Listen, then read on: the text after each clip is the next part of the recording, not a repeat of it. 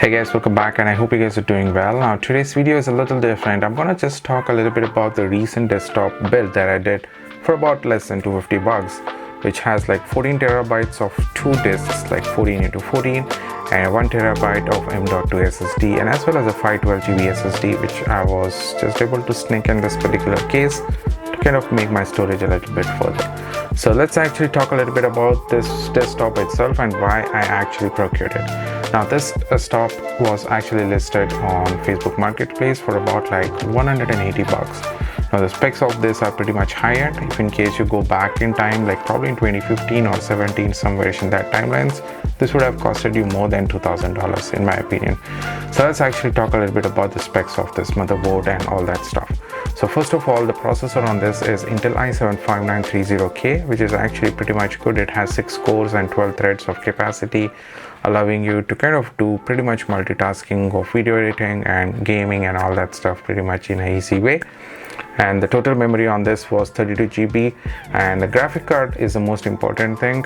It is running with the 980 Ti, the GTX 980 Ti, which was once the most kind of, I would say, the highest and the greatest innovation probably at that point of time. But that was not long back ago, 2015, and it has 6 GB of DDR RAM. So that was the whole specs about the motherboard and all that stuff. Now the case was actually in a small form factor, so all I did is pulled up all the parts from there and replaced in a different case that I was having. Now the case was itself Rajin of Hyun, and it's like pretty much the most compact and good looking micro ITX motherboard in my opinion. So all I did is pulled off all the parts from that old case and plugged it into this, did a little bit of DIY hack here and there to kind of make sure it kind of fits all the accessories, the HDD. So that was a whole specs about the CPU itself, and I'm going to put the overall price in this video so that you can understand how you can kind of nail this down pretty much in the most affordable way if in case you are looking for something like this. Now that was about the desktop itself. Now the only mods that I did is added some more storage, included an M.2 directly on the motherboard, and a little bit of the HDDs, which costed me a little bit more, but that's totally fine. You can always avoid this because I wanted something which also can preserve my memories, my photos and all that stuff. So I kind of picked up that 14 terabyte discs, 2 of them, for that particular reason. You can basically avoid it if in case you don't need something like that. So I'm going to put the price both including the HDD and as well as without including the HDD, so that you can understand which one to pick and how to kind of finalize your build if in case you're looking for something like this. All I did is basically formatted the Windows and installed Windows 10 on it, because Windows 11 is not compatible with it. I don't know for what reason, but probably just says that it cannot run the Windows 11 on this particular machine, but that's totally fine. Windows 10 is pretty much still good enough for a normal use, something like this. Now what was the reason that I actually bought it? So that's the most important thing. Now I bought it for one reason, because I have a little bit of a Mac and as well as a Windows laptop for kind of editing, and kind of not only editing but just like use casing, studying and all that stuff. So I have 2 of them, but majorly one problem that I'm seeing is if you have a laptop, you tend to kind of move around and you lose that concentration for what you actually have the device for, right? If you go sit in a different place, you totally get into a different mood and all that stuff. So I wanted something where I can just sit and do all the stuff needed without worrying about moving here and there and without losing the concentration of it.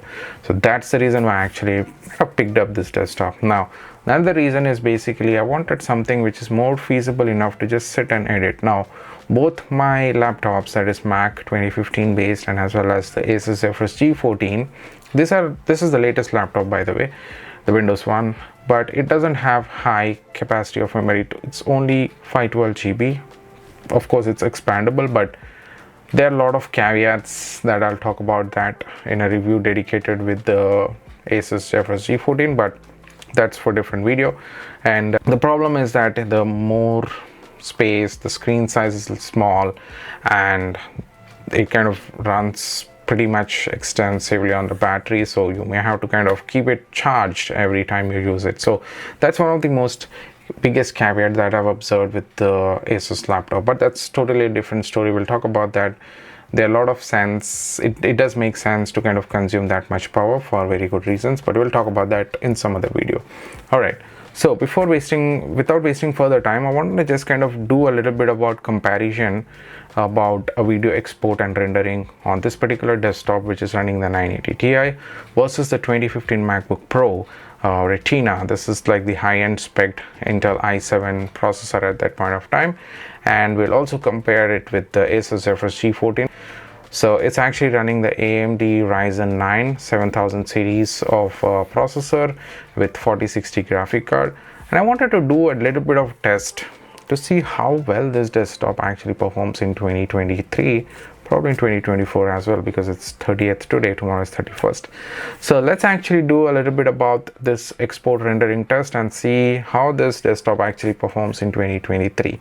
Now, before we go further, let me actually give you a little bit about a rundown about the video. Now, the video timeline was somewhere around 7 minutes and 29 or 20 seconds. I'm gonna put all that in the video specs as well, and it was recorded at 10-bit mode, Cinema 4K with the Panasonic Lumix S5 Mark II, which is recording at 150 megabits per second.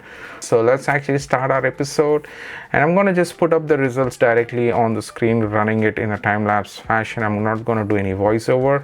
I'm gonna put the results on the screen, like which one finished at what time, so that you can understand how this desktop actually works. Of course, I'm not really comparing this with the latest and greatest, that is AMD Ryzen, but I wanted to just see how well this desktop performs with this graphic card and the processor in 2023 or 2024 as well. Of course, one more thing that I would like to call out is I'm not a big gamer, so I don't game and sit on my laptop or desktop gaming, so just apologies if in case you are really looking for something like that.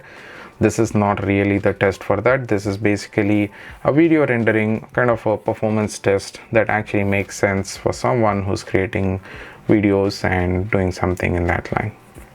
Alright guys, enjoy watching this video and let me know in the comments below if you have any questions. Take care. So let's talk about the video specs first. As I said, the resolution is DCI 4K 4096 into 2160. The color space is 10-bit. The bitrate is 150 MB per second, and the duration of the clip is 7 minutes and 20 seconds. Now, of course, the results are pretty much clear. The SFF G14 with 4060 GPU was able to export this video in 2 minutes and 39 seconds. Whereas the desktop with Intel i7 and a 980 Ti GPU took 3 minutes and 28 seconds. And the last is the 2015 MacBook Pro, which took 16 minutes and 27 seconds. Of course, it's an old beaten up laptop or MacBook Pro, I would say, and it's no longer the same MacBook Pro that I used to have back in 2016 or 2017 because of its heavy usage. Of course, the video is all about the 980 Ti. I'm still surprised that it just took 1 minute less than what the latest and greatest G14 with 4060 GPU was able to do. So it's a pretty much still a good thing to kind of invest in if in case you're looking for something budget friendly for something like this, and it's up to you if you really want to buy it, but in my opinion it's still good for something like this. I hope you like this video guys. I'll catch up with you guys again later. Take care. Bye bye.